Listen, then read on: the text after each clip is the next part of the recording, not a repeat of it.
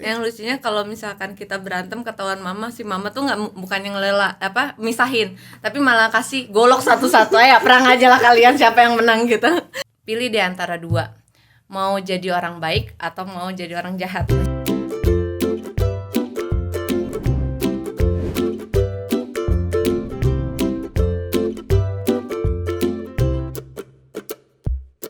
Hi there, welcome to my channel. Meet ordinary people with extraordinary stories. If you like this video, hit the like button. And if you want to see more, press the subscribe button as well. Enjoy!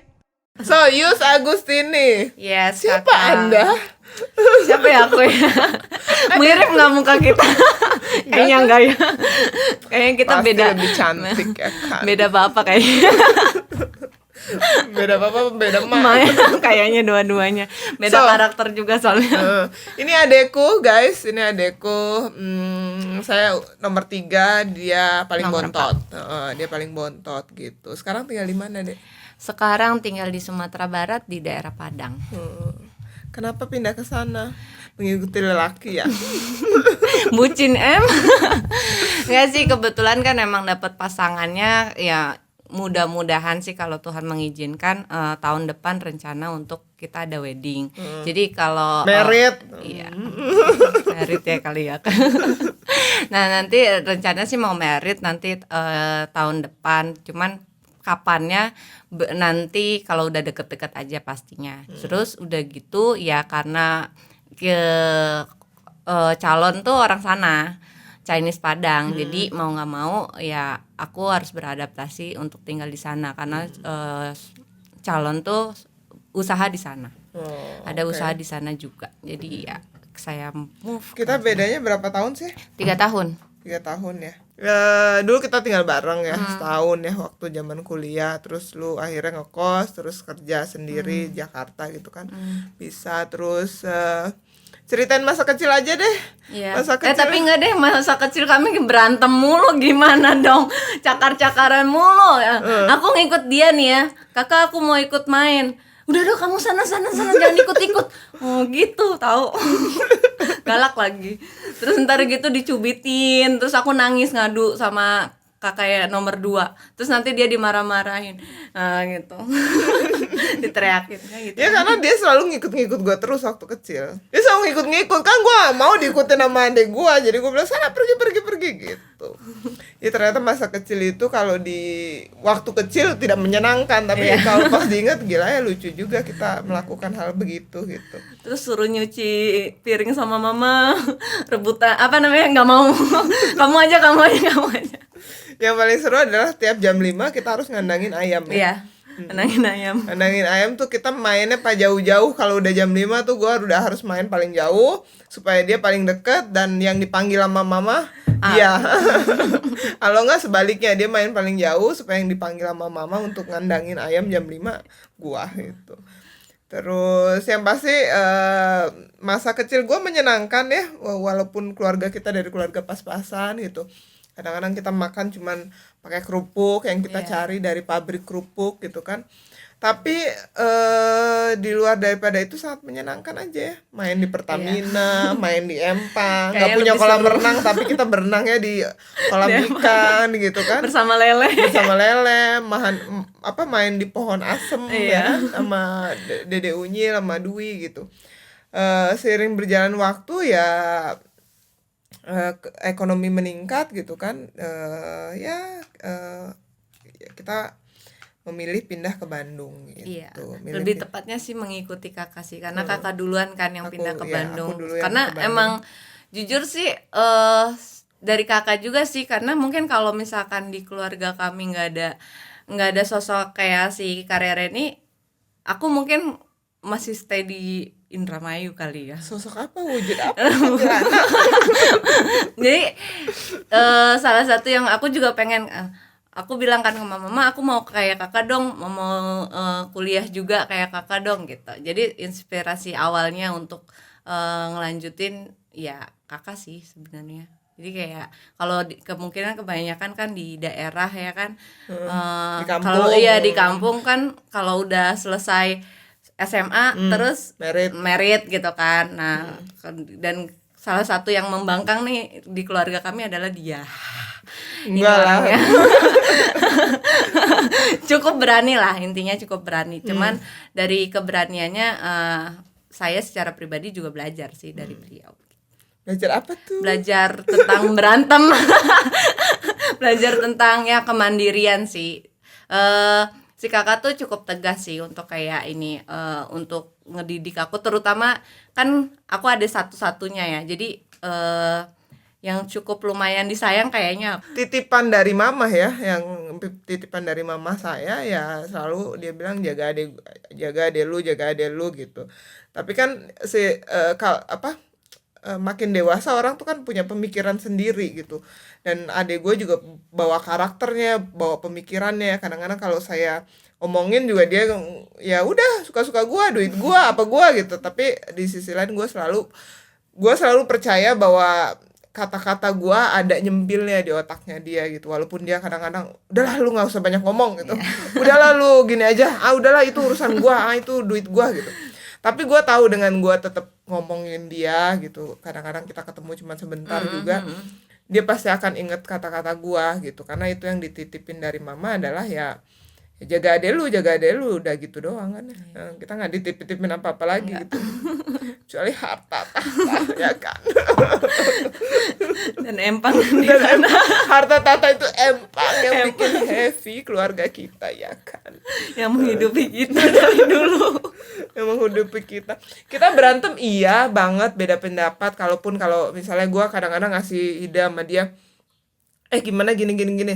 And then kita bukan keluarga yang ngomongnya baik-baik ya. Kita selalu ngomongnya belak-belakan dan saling mungkin karena dari kecil nggak ada sosok papa ya.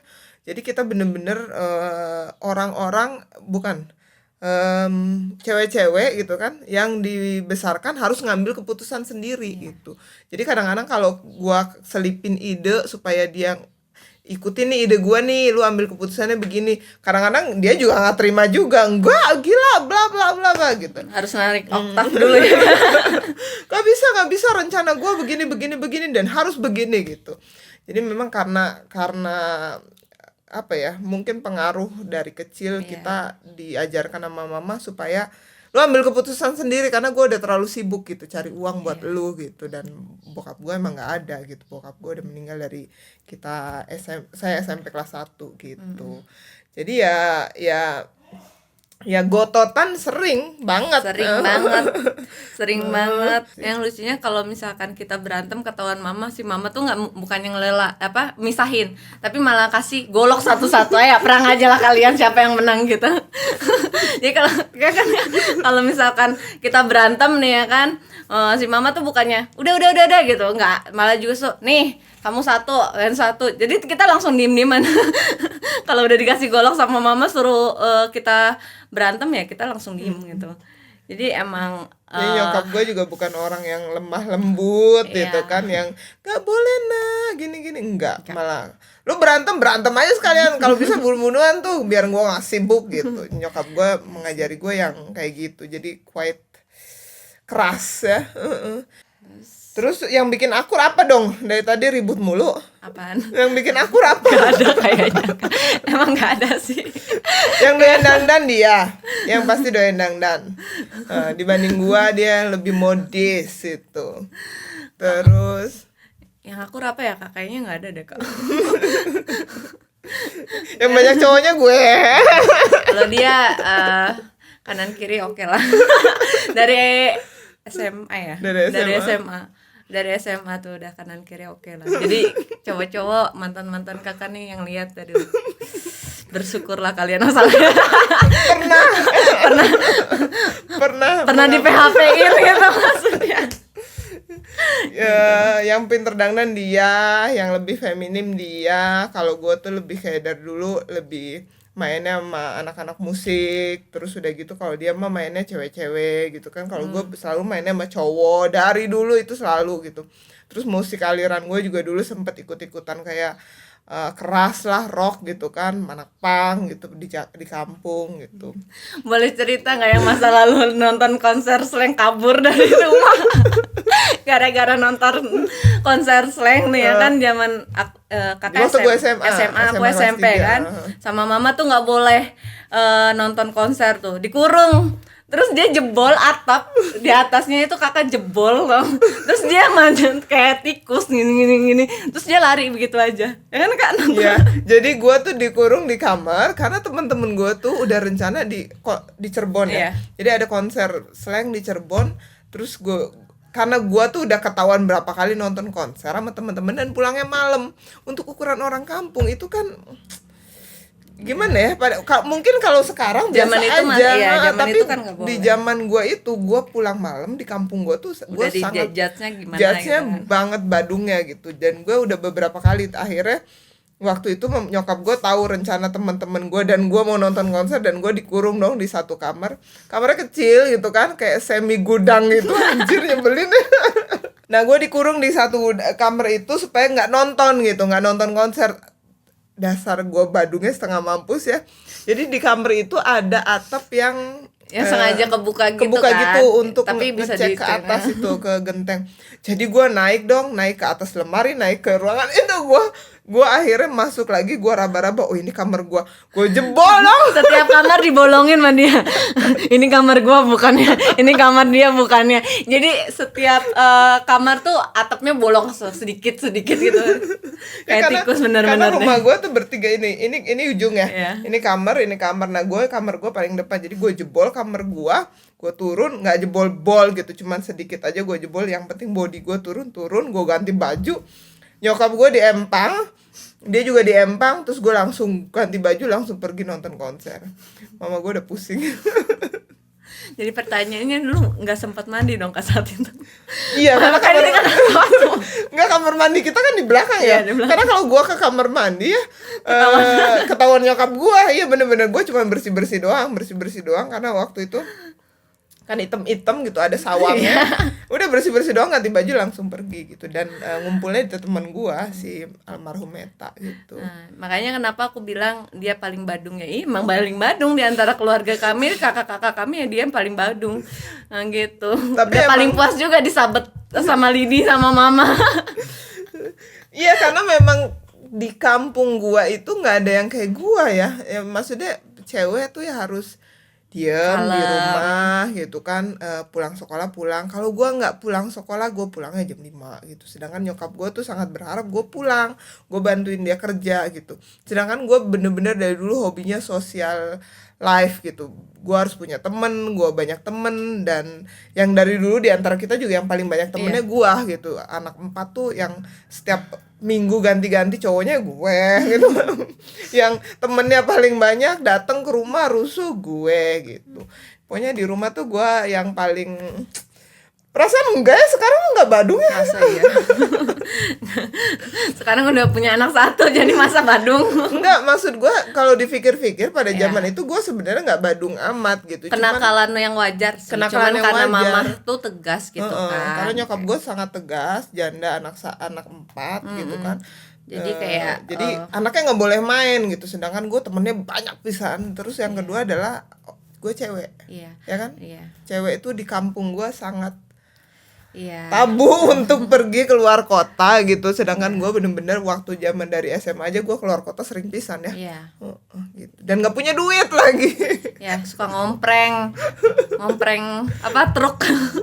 Kalau nggak truk bus, enggak. Kopayu. Bus Kopayu ya. Aduh, jadi semua tuh kenek-kenek kondektur kayak gitu-gitu kenal gue, tau gak? Mainnya di pasar. Karena ya kan?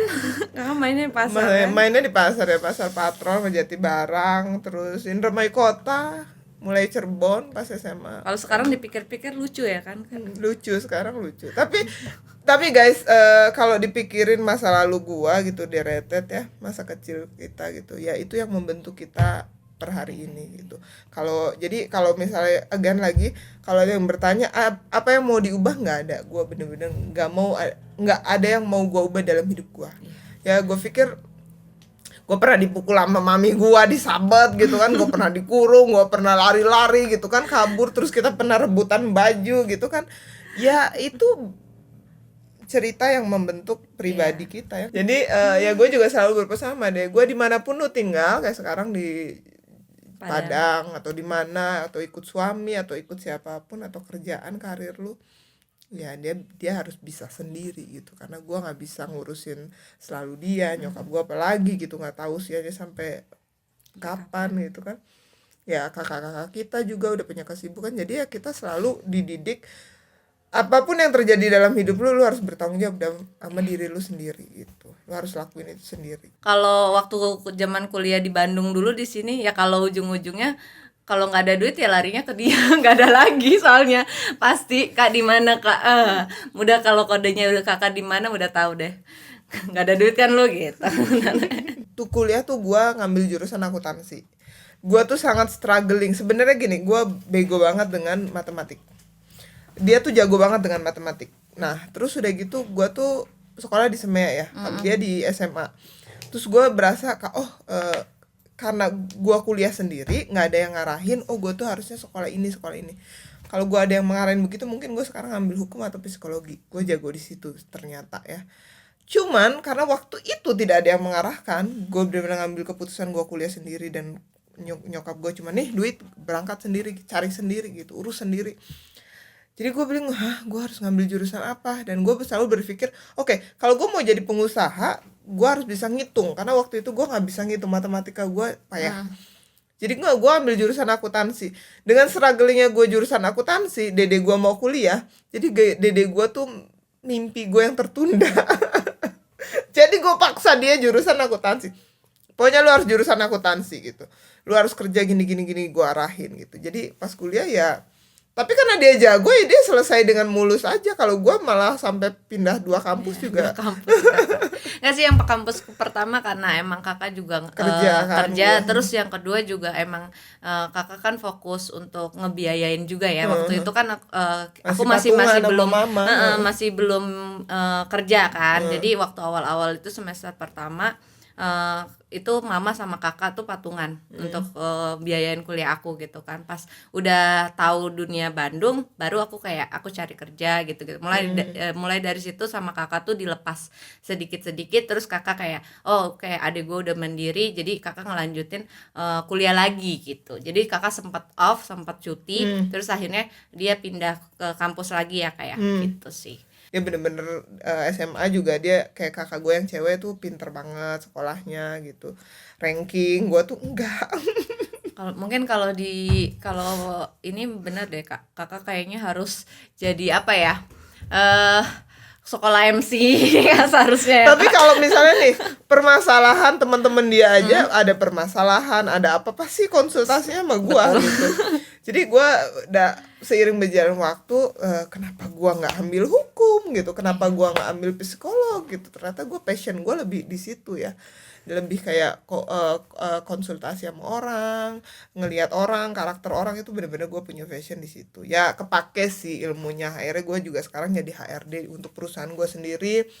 Terus gue jadi konsultan di beberapa teman gue untuk bantuin training orang gitu. Ya nggak ada yang tersia-sia ya, ilmu apapun jurusan lu, NDN lu salah atau selesai atau enggak, nggak ada yang sia-sia gitu. Dari situ aja gue tahu bahwa akuntansi tuh buat gue sangat-sangat di belakang gue. Jadi akhirnya gue force adek gue untuk finish. Gue nggak mau tahu lu Badung kayak gimana, yang penting lu finish gitu. Jadi karena guanya sendiri struggling dengan itu ya gue maksa dia sih sebenarnya. Gak mau ngomong masalah Badung tuh, kakak tuh pernah ngingetin sih. Kalau sampai sekarang nih kak, aku masih inget tuh kata-kata kakak tuh gini. Terlepas dari kemarin juga sempat salah milih temen ya, gitu kan. Kakak selalu bilang, kamu pilih di antara 2, mau jadi orang baik atau mau jadi orang jahat. Masa sih gue Iya, inget banget aku waktu pas di satu kosan gitu. Kalau kamu mau jadi orang baik, orang baik, orang benar, ya jadilah orang benar yang sukses gitu. Terus kalau misalkan mau jadi orang jahat, ya jadilah orang yang jahat, tidak merugikan dan tidak menyusahkan keluarga. Jadilah orang jahat yang sukses, jadilah mafia yang sukses. Ya kan? Kakak pernah bilang gitu. Gue ngomong kayak gitu karena di usia remajanya dia udah mulai nih, dia mulai minum, ikut temen-temennya ngerokok gitu kan, terus dugem. Terus gue mau ngajarin dia, guanya sendiri nggak bener gitu. Akhirnya gimana caranya supaya gue ngomong dan adik gue tuh inget pondasi diri dia gitu. Jadi ya gue menggunakan kata-kata itu. Ya gue inget banget deh. Mungkin diperhalusnya adalah kalau lu mau jadi orang bener ya jadilah orang yang bener gitu. Karena orang bener aja nggak gampang banyak yang nyalah-nyalahin gitu banyak kan. yang nyalah-nyalahin dan nggak selalu menurut kita benar, menurut orang benar gitu. Tapi waktu itu kan dede gue udah mulai kedugem gitu kan, apalah gue bilang, kalau lu mau jadi badung gitu kan, nakal sekaligus, ya lu jangan tanggung-tanggung gitu, jangan tanggung-tanggung sukses, jadi orang yang sukses, badung, jadi mafia kayak atau jadi apa kayak, yang penting ya lu sukses saja gitu. Dan orang rata-rata orang nggak lihat story kita di belakang, dia ngeliat kesuksesan kita di depan gitu. Mostly ya, that's Indonesian pak gitu. Tapi ya sekarang sih hopefully orang mulai akan berpikir bahwa ya sampai di titik seperti ini pun saya dan Ius kita punya story di belakang gitu. Guys, thank you so much buat everything. Thank you, bye bye.